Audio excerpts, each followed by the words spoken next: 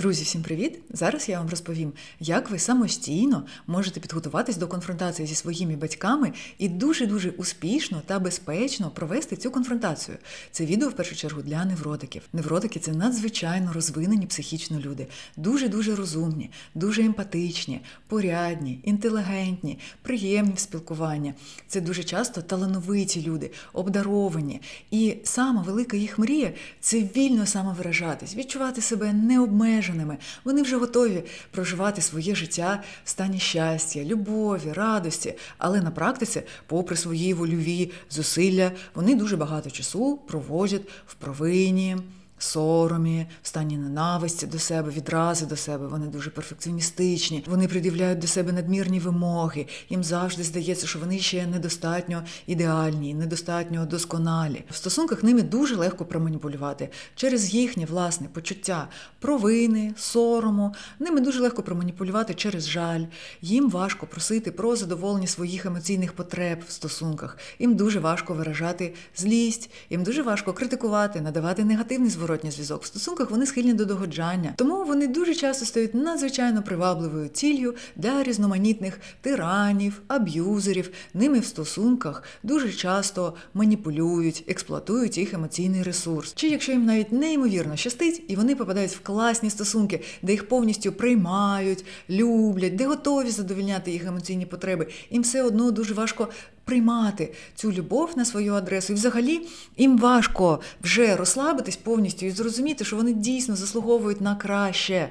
Якщо ми кажемо в психотерапевтичних термінах, то структурні невротики – це ті люди, в яких дуже сильно розвинений внутрішній критик, яким дуже важко любити себе, в яких в дитинстві було домашнє насильство, психологічне, фізичне, тобто коли їх контролювали, критикували, навпаки піддавали зневазі, тобто не задовільняли їх емоційні потреби, не додавали їм уваги, любові, емпатії, розуміння. І тому, якщо ви структурно підходите до питання, як припинити бути невротиком, то вам треба і попрацювати над своїм внутрішнім критиком, і відновити емоційний зв'язок зі своїм справжнім «я», із минулого, із майбутнього, із теперішнім «я», навчитись любити себе. Краще за все, це вдається, коли ви пропрацьовуєте свої психологічні травми з дитинства, де вас піддавали домашньому насильству. Наприклад, це можна робити за допомогою імажинативних рескрипцій, де ви дізнаєтесь, які у вас в дитинстві були незадоволені емоційні потреби,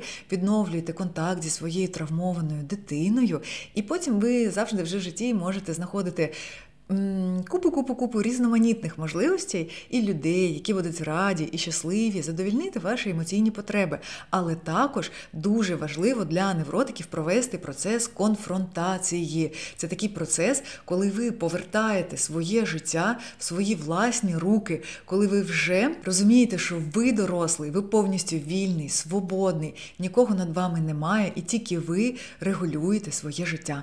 Мета конфронтації – це не посваритись з батьками, чи навіть не висловити на них свою злість і своє фі через те, що я живу правильно, це ви живете неправильно. А конфронтація з батьками – це просто всього лише, коли ви переводите своє спілкування з ними з режиму дорослий дитина, як вони до вас звикли ставитись в дитинстві, в режим дорослий, де ви вже рівні, де ви можете казати все, що ви відчуваєте, що ви думаєте, ви можете вільно висловлювати свою думку, ви можете навіть свою злість висловити і зробити це спокійно. І ваші батьки змушені будуть до вас прислухатися і реагувати на ваш зворотній зв'язок. Тобто ви нарешті стаєте вільними, нікого більш над вами немає. Ви маєте право не відчувати провину, сором, страх перед своїми батьками. І це нормально. І ви розумієте, що ви гідні цього, і потім ви просто стаєте вільними, розумієте, що ви робите все саме так, як ви хочете. Хочете – випили, хочете – не випили. Хочете – покорили, хочете – не покорили. Хочете – зустрілись з друзями, а хочете – поїхали в гори в похід сходили. А хочете – народили дітей, а хочете – не народили. І все. Тобто ви самі вже обираєте шлях свого життя, темп, в якому ви будете рухатись, самі вже приймаєте рішення, робите вибір, розкриваєте своє справжнє «я». Обираєте сміливість чи консерватизм, тощо. І якщо ви ще не перевели ось це спілкування з батьками в режим дорослий-дорослий, ви зараз, коли мене слухаєте, ви можете відчувати страх. Тобто думати, ого, не знаю, моя мама, вона така строга, в мене з нею навряд чи вийде. І ви маєте розуміти, що зараз, коли ви можете трошечки це драматизувати, катастрофізувати, вам здається, що ви єдина людина на землі з такими проблемами. Але по факту, я вас хочу заспокоїти, це все всього лише аналог підліткового бунту. Тобто це нормальний абсолютно процес, через який має проходити кожна людина, потім емансипуватись і ставати в справжньому сенсі цього слова дорослою.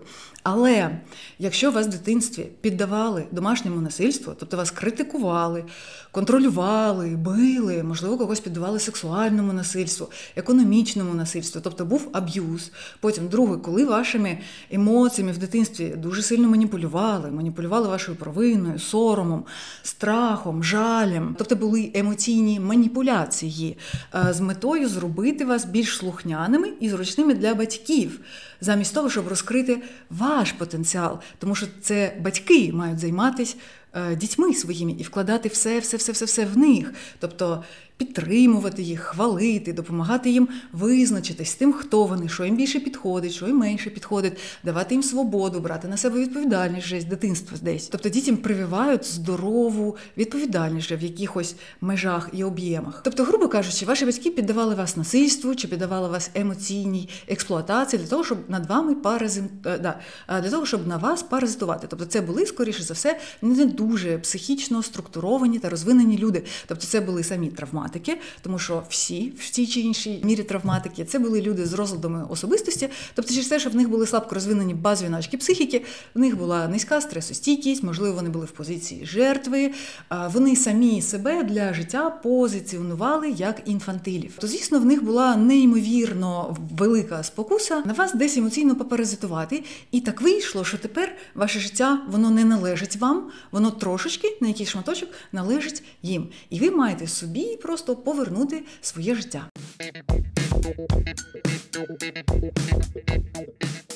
Перш ніж ми перейдемо до пам'ятки, я хочу вам сказати, що самостійна конфронтація – це надзвичайно відповідальний, дуже-дуже важливий акт. Важливо, щоб ця подія в вашому житті пройшла дуже-дуже добре, і тому до неї важливо правильно підготуватись. Тобто підготовка якісна, грамотна, коли ви нікуди не поспішаєте, дуже круто робите аналіз того, що ви, власне, хочете проговорити зі своїми батьками. Це надзвичайно важливо. Тому, по-перше, обіцяйте мені, що ви будете дуже круто і сумлінно готуватись, тому що я вам віддаю таку прям супер-супер відповідальна інформація. Друге, якщо ви не відчуваєте в себе сил на те, щоб проводити конфронтацію, просто не проводьте її. Це означає, скоріше за все, що перше, у вас ще дуже сильно розвинений внутрішній критик, вам ще над ним треба попрацювати. Друге, вам треба навчитись любити себе більше. Третє, вам треба трошки більше та глибше пропрацювати свої психологічні травми, наприклад, за допомогою методу іміджинативної рескрипції. І тільки після цього потрошечку задумуватись про те, щоб підходити до конфронтації. Чи, наприклад, якщо ви людина з розладом особистості, у вас є якісь залежності, у вас в стосунках прийнято досі, наприклад, кричати одне на одне, чи якось неконструктивно сваритись, тоді вам ще треба спочатку підрозвинути в собі стресостійкість, усвідомлення своїх емоцій, самим виходити з позиції жертви, розвивати навички комунікації, і тоді вже після цього ви можете також вже потрошечку задумуватись про конфронтацію. Тобто вам ще треба самим вирости, щоб вивести це спілкування в режим дорослий-дорослий, тобто ви готові бути дорослими. Точно самостійно не раджу проводити цю конфронтацію, якщо ви тривожна людина, тому що це означає, що поки ви тривожна людина, ви насправді емоційно ще дуже сильно залежите від своїх батьків, тобто, грубо кажучи, ви з ними не сепаровані. Тобто, якщо ви тривожна людина, то тоді спочатку вам треба буде працювати над своєю тривожністю. Друзі, зараз буде всеосяжна, комплексна, абсолютно прекрасна, оновлена пам'ятка по тому, як підготуватись до конфронтації і що це взагалі таке. І перш ніж ми почнемо, я б хотіла висловити слова величезної подяки та любові учасникам моєї психотерапевтичної групи, яка називається «Не-невротики». Саме з ними під час практичних зустрічей ми відточили цю модель саме для того, щоб всі могли нею так вільно користуватись. Отже, крок перший.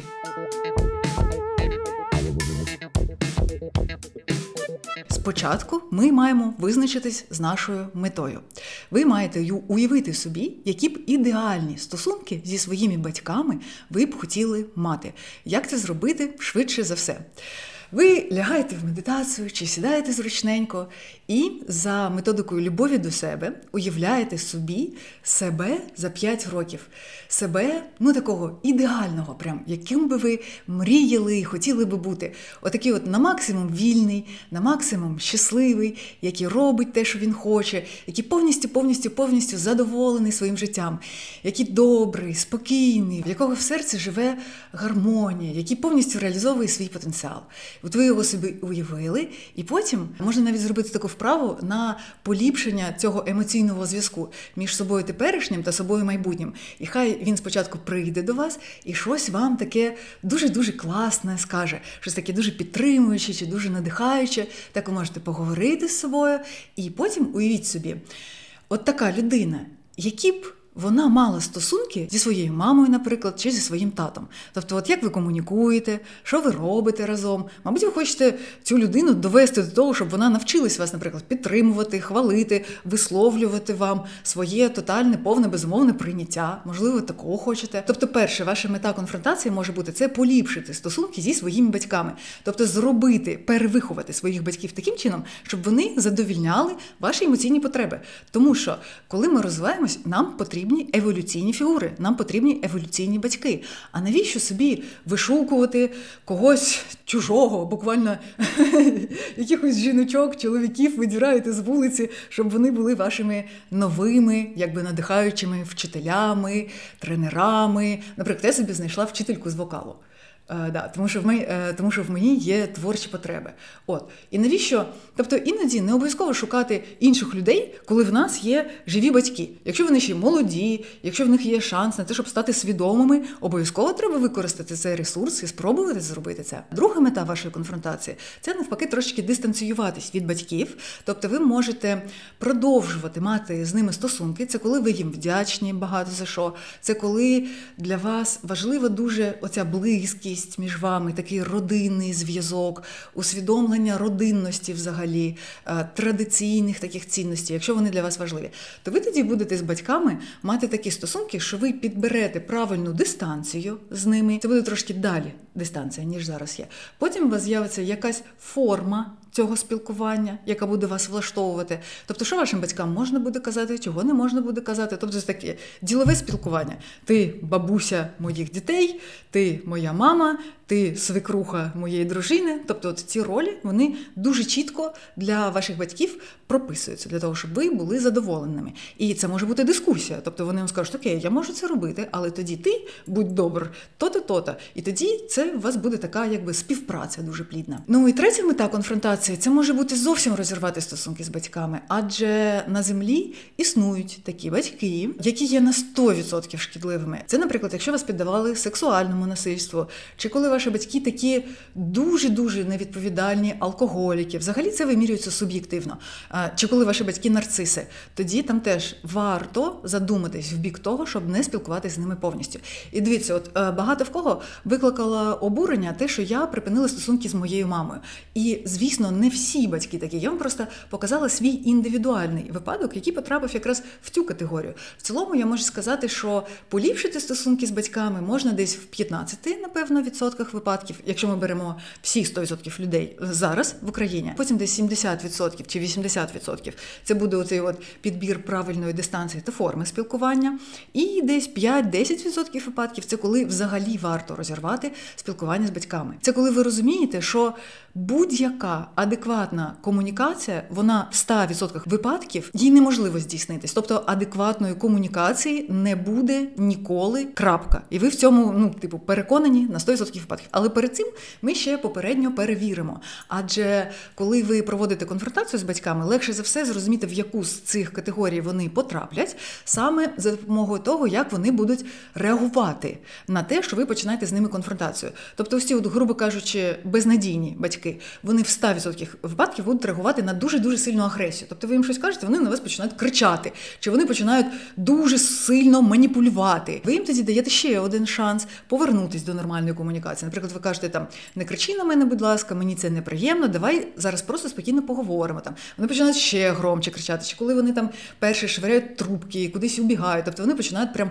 адекватно, відверто істерити, швиряти предмети, забирати вас паспорт. В общем, такі просто треш-штучки роблять. Золоті батьки з самої позитивної категорії, вони скажуть так, коли з ним починаєш конфронтувати, типу: так, мені неприємно це чути, але я знав, що ми, скоріше за все, почнемо про це розмовляти колись, я і сам про це думав. Мені точно неприємно, звісно, це погоджуватись з цією інформацією, але я змушений визнати, що ти правий.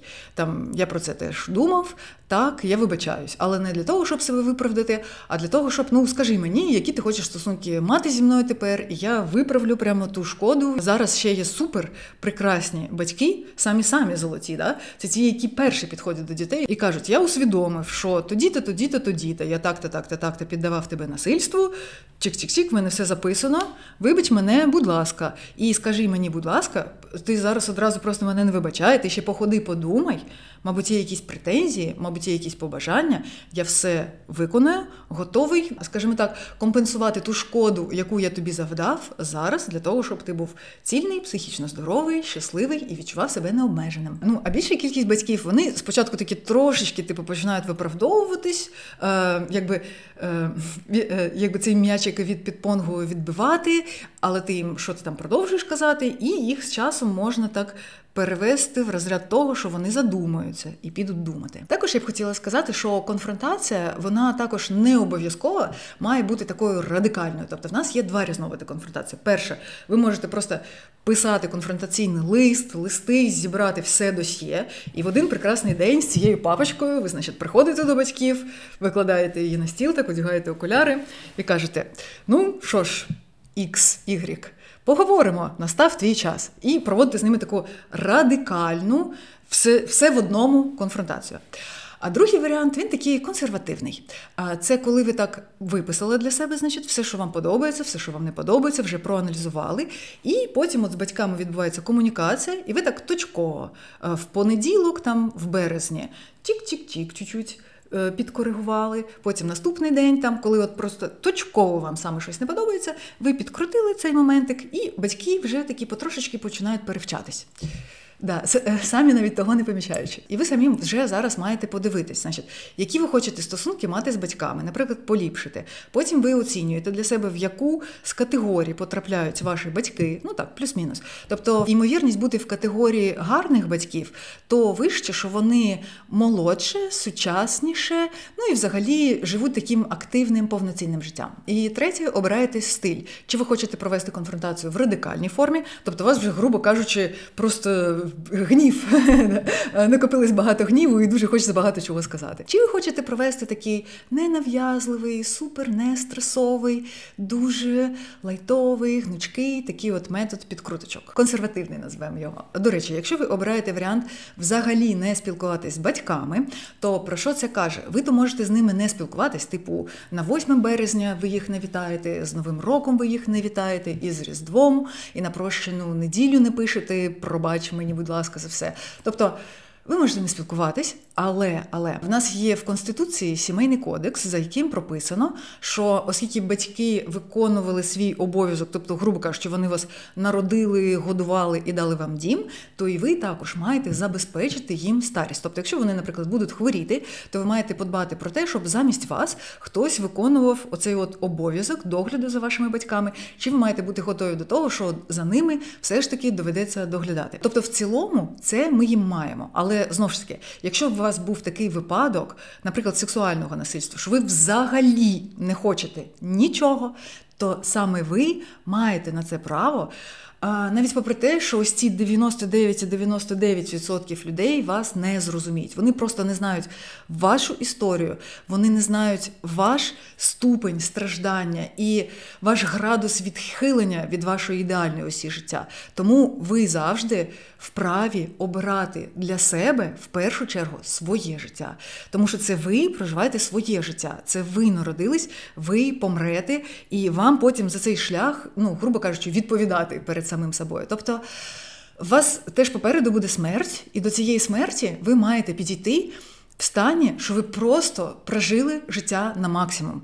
Ви прожили його саме так, як ви обрали, саме так, як ви хотіли. Ви ні про що не шкодуєте, тому що ви з собою маєте забрати якомога більшу кількість позитивних вражень про це життя, про цей світ. Все ж таки, наше життя – це величезний дар, який нам дан не просто так. Для того, щоб ми щось зрозуміли, щоб ми щось усвідомили. Для цього нам треба отримати дуже-дуже багато досвіду. І це має бути саме наш досвід. Для когось це буде багато знайомств, для когось це буде творча реалізація, для когось це буде народження власних дітей, виховання їх психічно здоровими і щасливими, щоб вони потім вже. Для когось це пізнання духовності. І так багато треба всього зробити, так багато треба всього встигнути. Так хочеться бути радісними, так хочеться бути щасливими, так хочеться відчувати багато любові, ніжності, відчуття дому, безпеки до світу. Немає часу витрачати ці дорогоцінні секундочки на те, щоб просто страждати, жити в провині, в соромі, через це відкладати, сумніватись в собі, не довіряти собі, обмежувати себе. Отже, підготовка до конфронтації.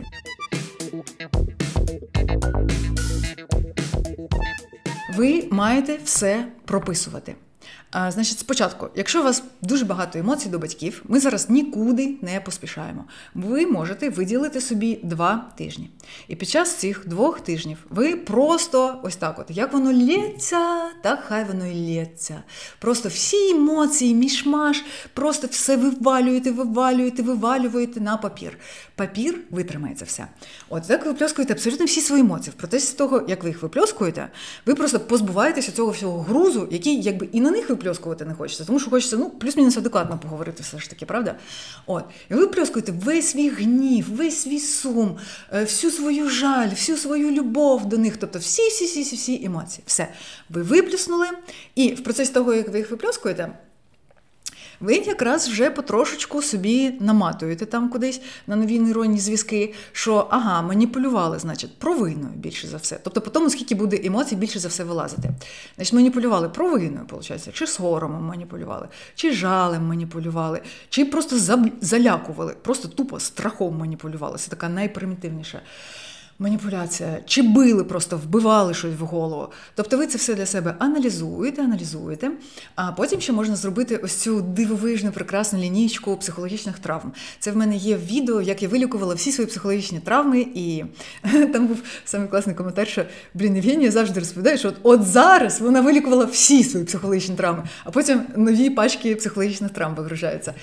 Друзі, я свою психіку предоставляю як демонстраційний матеріал, тому що не всі готові просто на такий загал показувати, як вони там ридають, плачуть про своїх мам. Тому це необхідно, розумієте? Мені не шкода просто. Моя психіка – це навчальна площадка для всіх вас. Ви просто користуйтесь і дякуйте. Не треба мене за це інвалідизувати. Дуже вас прошу бути етичними глядачами. Тому що взагалі створювати контент на український YouTube – це доволі така альтруїстична діяльність. Лінійка психологічних травм виглядає таким чином, що ви просто для себе малюєте стрілочку і на ній розташовуєте, наприклад, 4 роки. Мама залишила на 4 місяці. Наприклад, 6 років. Мене вперше побили.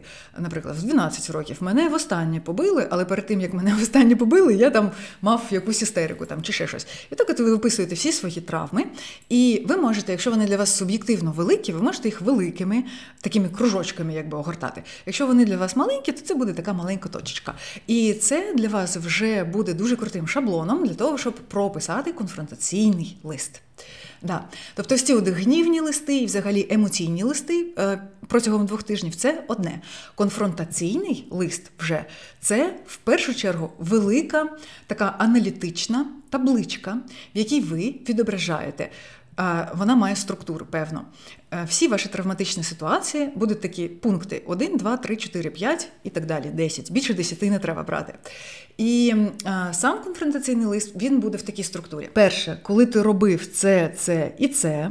Друге, я в дитинстві себе відчував так, так і так. Третє, це ось таким чином відобразилось на мені в подальшому.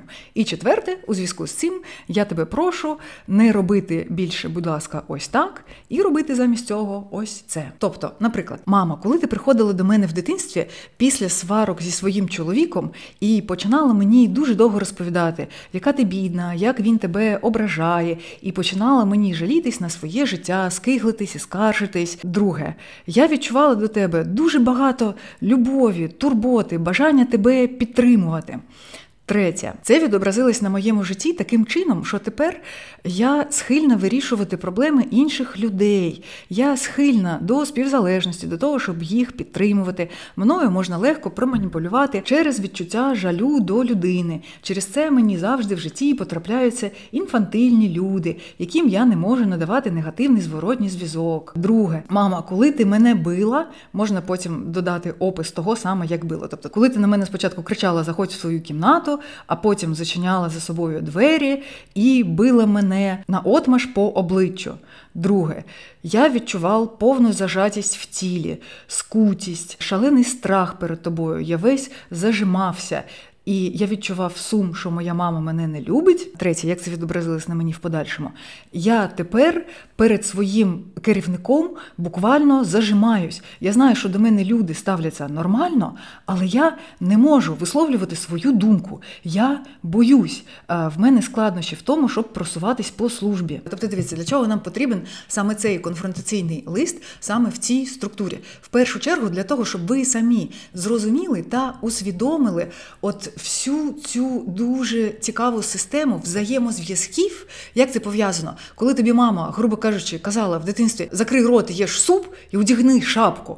От як оце «одягни шапку» пов'язано з тим, як ви зараз, коли над вами вже нікого немає, все одно живете по ось цьому канону, стандарту та шаблону, що ви самі вже одягаєте цю шапку і просто ходите в одягненій шапці. Чи коли ви мили посуд все дитинство, чи підлогу, і ви тепер хочете бути, не знаю, там, джазовою співачкою, наприклад, і просто мати суперартистичну, прикольну родину, але у вас там щось перемикається в голові, і ви просто самі починаєте мити посуд і підлогу, і всім догоджати, а потім не розумієте, чому ви нещаслива. Тобто для того, щоб просто убрати цю стару програму, ви маєте розуміти, в чому вона проявляється, чому вона, власне, стара. Тобто ви взагалі переводите весь цей сюжет тепер вже з теперішнього часу в минуле, краще відокремлюєтесь від нього. І ще, плюс, ви дуже круто починаєте помічати переноси. Тому що ви з усіма людьми зараз будуєте стосунки трошечки як з батьками.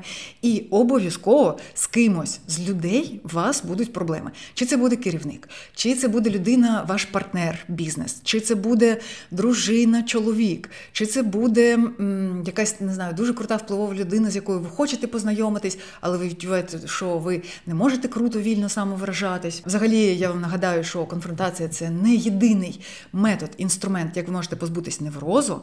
Тобто, що ми маємо зробити для того, щоб невротичну структуру перевести в психічне здоров'я? Перше – це конфронтація, тобто це перевести стосунки з батьками реальними з режиму дорослий-дитина в режим дорослий-дорослий. Все. Це всього лише один елемент. Другий елемент – у вас дуже великий внутрішній критик, і ви маєте навчитись його відслідковувати, помічати, зменшувати, взагалі токсичного критика викидати, замінювати його адекватним критиком, щоб вас вже на шляху до вашої мети, до вашої мрії нічого не зупиняло. Ні внутрішній критик, ні зовнішній критик, ні які-небудь просто обмежуючі переконання про життя, що, не знаю, там грошей в мене не буде. Знаєте, як зараз модно казати, програми, токсичні, негативні, обмежуючі програми. Третє, ви маєте навчитись любити себе, тобто давати собі самі і мазерінг, і фазерінг, і підтримку, і похвалу, і безумовне прийняття, і емпатію, і задовольняти свою потребу в грі і в дисципліні. І от четверте якраз це позбутись переносу, тобто для того, щоб ваші стосунки просто з усіма людьми на землі були по-перше, з кожним індивідуалізовані. Тобто, що ви не плутали всіх людей зі своєю мамою. Наприклад, там всі жінки, да? Наприклад, у вас всіх жінок перенос з мами на жінок. Тобто, виходить, у вас вже залишається для гарного спілкування 50% всіх людей, а інші 50% вони якби не для вас. Ми дуже сильно залежимо від того, наскільки в нас якісна комунікація з усіма людьми. Адже все, що ми маємо, до нас приходить через комунікацію з іншими людьми.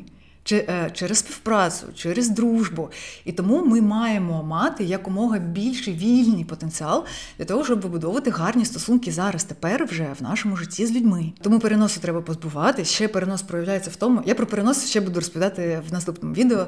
Це буде моя історія про стосунки з відчимом, але насправді вона буде про мої переноси. Я вам буду розповідати, які різні фігури зі свого минулого, маму, відчима і дідуся проєкувала на своїх ні в чому не повинних хлопців. І через це мої стосунки псувались дуже різко і дуже швидко. І я позбувалася з цих переносів. Тобто перенос – це коли ви можете бути, наприклад, в любовному сценарію. Тобто ви всі стосунки будуєте та формуєте через цю травматичну прив'язаність. Тому що у вас з батьками була в дитинстві травматична прив'язаність. Якщо був аб'юз, емоційна експлуатація, паразитизм з іншого боку, насильство. Дуже великої частини переносів якраз ви зможете позбутись завдяки конфронтаційному листу. Тобто ви вже в процесі нього будете розуміти, як по-іншому вам треба будувати стосунки з іншими людьми. Наприклад, якщо ви мамі не могли сказати нічого, що ви думаєте, чи ви своїй мамі, наприклад, чи при ній не могли проявляти своє почуття гумору, чи, наприклад, ви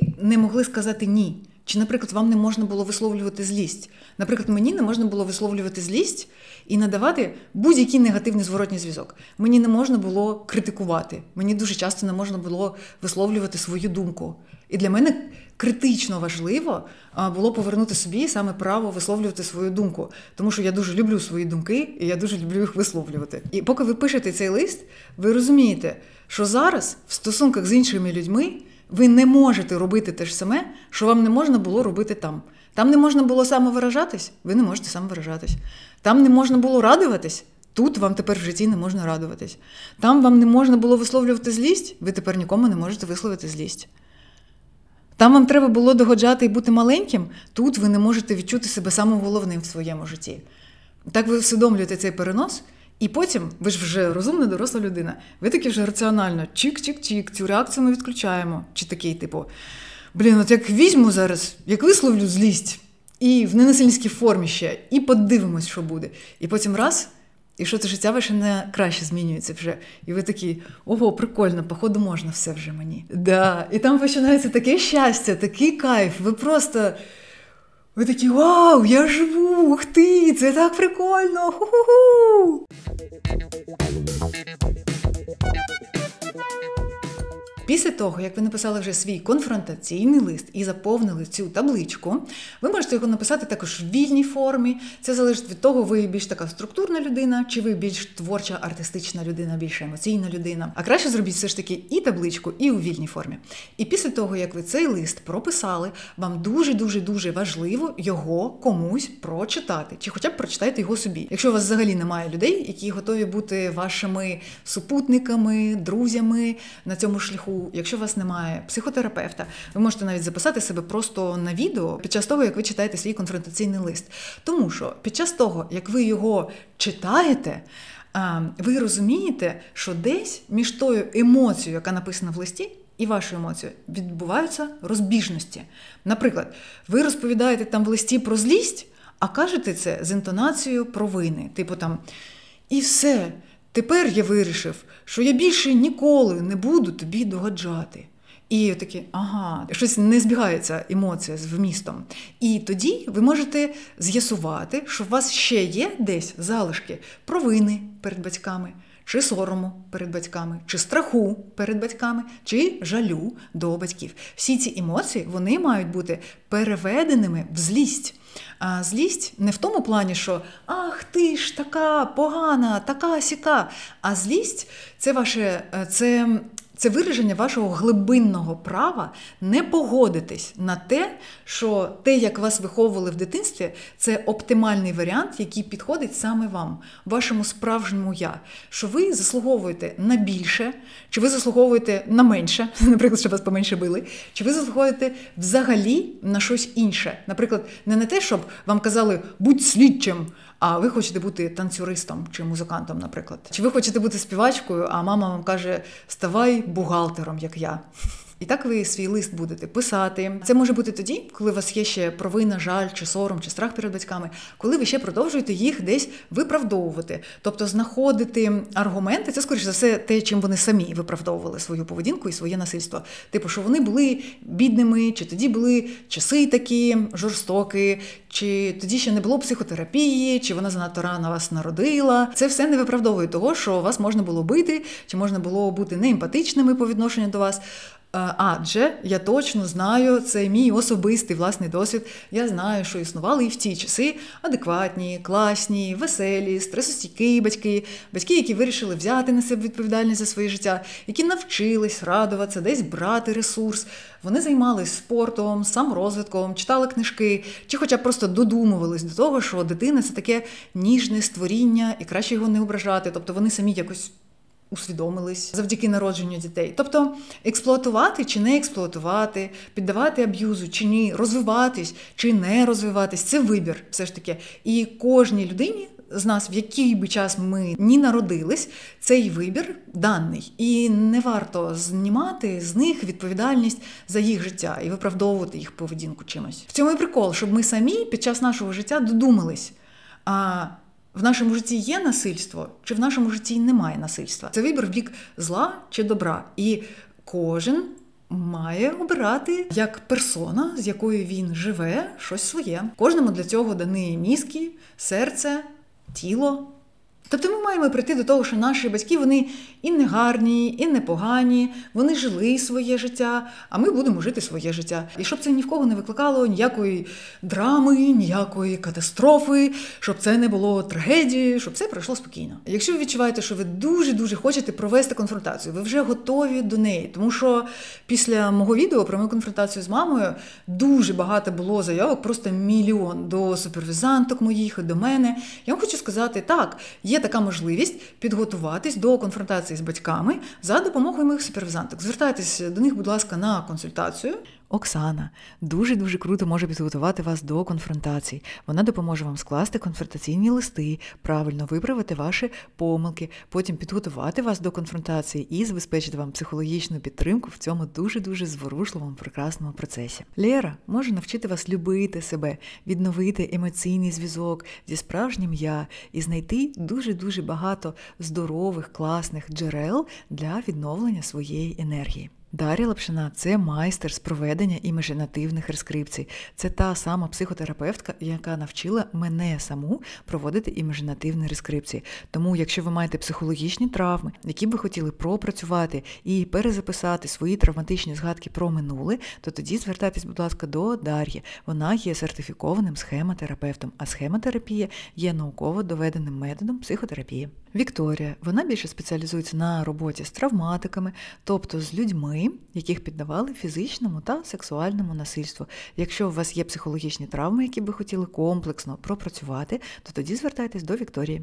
Процес вилікування неврозу в цілому, якщо це так інтенсивненько взяти за це, то це може бути 12 зустрічей з психотерапевтом, тобто 3 місяці. І ви можете ставати одне для одного котерапевтами, особливо якщо ви молоді, якщо у вас є дуже багато енергії дослідницької, бажання пізнавати, самоосвічуватись психологічно. В цьому немає нічого складного, в цьому немає нічого сакрального, я хочу сказати. Психотерапія – це знання для всіх. Усвідомлювати та розуміти себе – це невід'ємне право кожної людини. І психотерапія – це всього лише один з інструментів пізнання і набування якоїсь такої термінології, такого психотерапевтичного мислення клінічного. Тому нікуди не поспішайте, просто спокійно собі розвивайтесь і все у вас вийде обов'язково. Я знаю, що дуже-дуже багато моїх глядачів вже прекрасно впорались самостійно з цією метою. Вони підходять до мене регулярно на вулицях, ми взаємодіємо, мені розповідають, що от в цей саме період саме ця штучка допомогла, стало дуже круто, так що користуйтесь на здоров'я.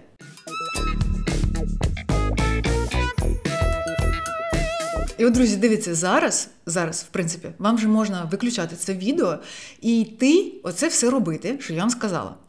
Тому що після того, як ви оце все зробите, ви самі вже на цей момент все зрозумієте.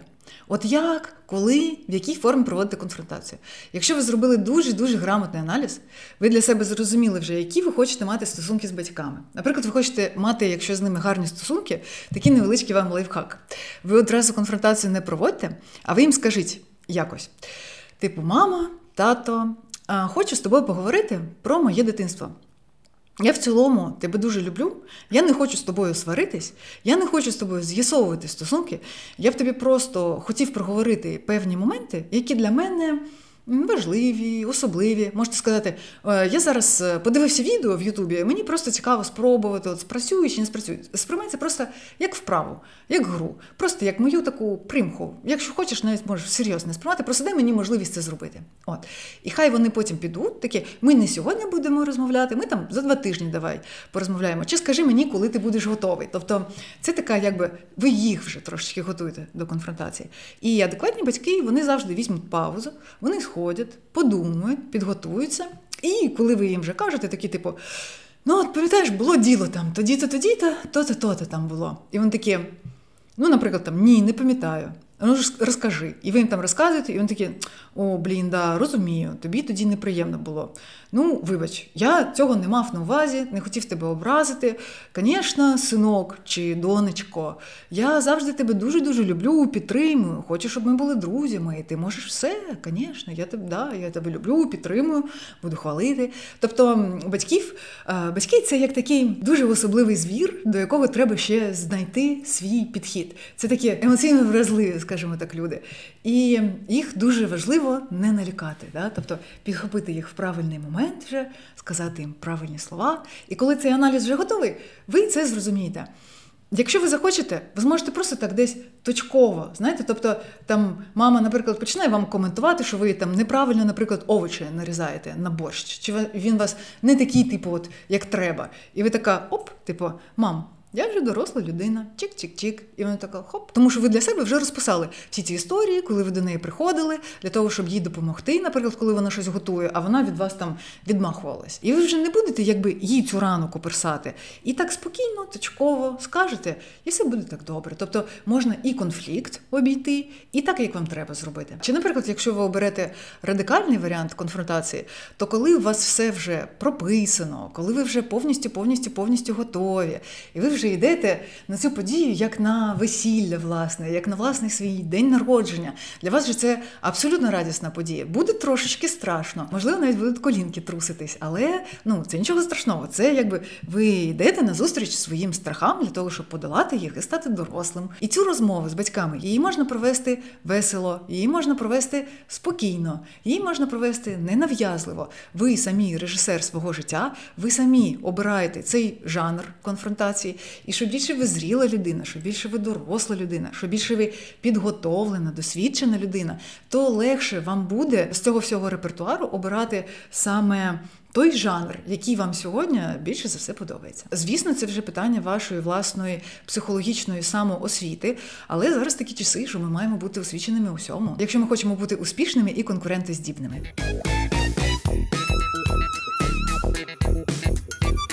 Ще наостанок хотіла парочку слів сказати про те, що ми, як діти, ще несемо дуже велику відповідальність також з наших батьків, оскільки ми з ними колись були в близьких стосунках. Люди в близьких стосунках мають відповідальність за те, щоб надавати адекватний зворотній зв'язок, як позитивний, так і негативний нашим батькам.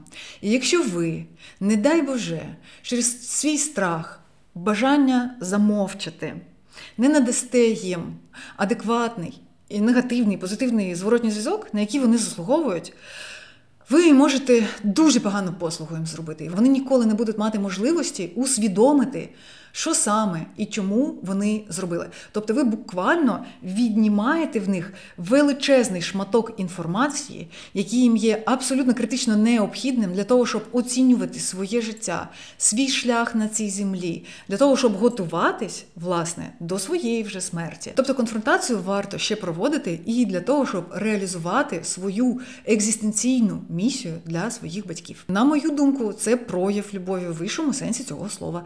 Тому що саме так ви демонструєте свою дорослість, свою відповідальність, і ви маєте бути адекватною, а не спотвореною через свої власні страхи, частиною всесвіту для своїх батьків.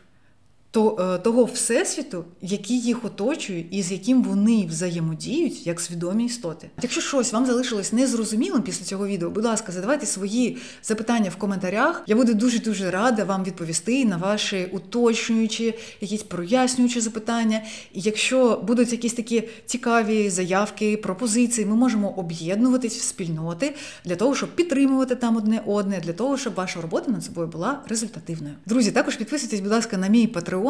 Там за підписку $5 на місяць я викладаю 3 величезних відео на місяць. Це записи реальних психотерапевтичних сеансів. Це психотерапія з Аліною. Там ми з нею провели 10 психотерапевтичних сеансів. Ми там працювали за моделлю КПТСР Піта Волкера, тобто ми аналізували внутрішнього критика, а також кожен другий сеанс ми проводили з Аліною там імажинативні рескрипції, там, де ми розбирали з нею травматичні ситуації з її дитинства і з її підліткового віку. Ми з нею робили аналіз фізичного насильства з боку мами. Вона вже має свій масштабний, прекрасний, унікальний інтелект, свій брильянтовий інтелект. І сьогодні ми з нею будемо говорити як з людиною, яку ми дуже-дуже сильно поважаємо. Наркоманка? Погана мать? Як я можу на свою мать злитись, коли я сама свого сина била, я його кидала? Ти взагалі не заслуговуєш на те, щоб жити, мелкий червячок, ти отвратительна мразь, хто ти взагалі така? Ну от, тобто... Да, Конечно, тут ляжеш і помреш. Я його ходила і зайобувала.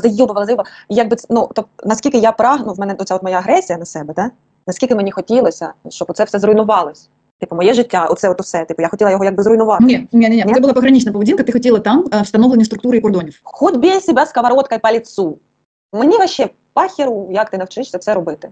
Але ти маєш навчитися це робити, тому що ти доросла жінка. Ти взяла на себе відповідальність.